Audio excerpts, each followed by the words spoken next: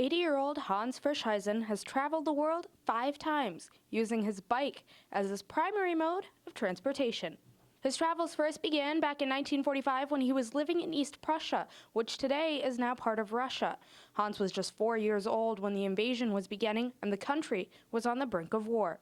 He says his mother heard about the artillery and knew it was time to leave.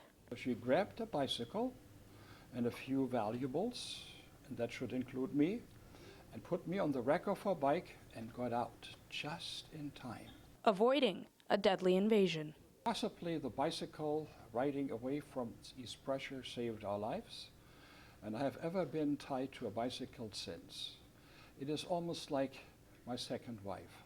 Hans lived in Canada for a brief period before moving to Reno, Nevada, where he was a sales representative for IBM. Once he retired from there in 1990, he went back to his beloved bike, starting a journey that would leave him memories to last a lifetime.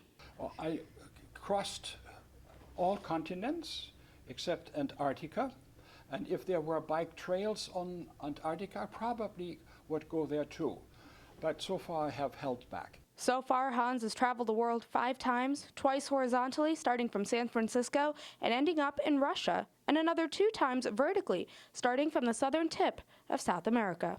The 5th one now was diagonal. Diagonal started in Norway and went through, in fact, that was an interesting experience there. Norway is labeled to be the most honest country on earth, statistically, and that is where my bicycle happened to be stolen. Having been to places like Greece, Turkey, Australia, and Syria, he says surprisingly, he met the friendliest people in Iran, where they'd constantly ask him where he's from and if he needs anything. I was typically invited to people's homes, and that happened all the time. That hasn't happened that often when I biked across the United States. During his travels, Hans saw and experienced many things, but what struck him the most was that not every place is as violent and dangerous as one might think.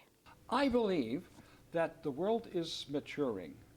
It's not happening at the same pace at all places equally. In Atamwa, Aishmanin, KTVO News.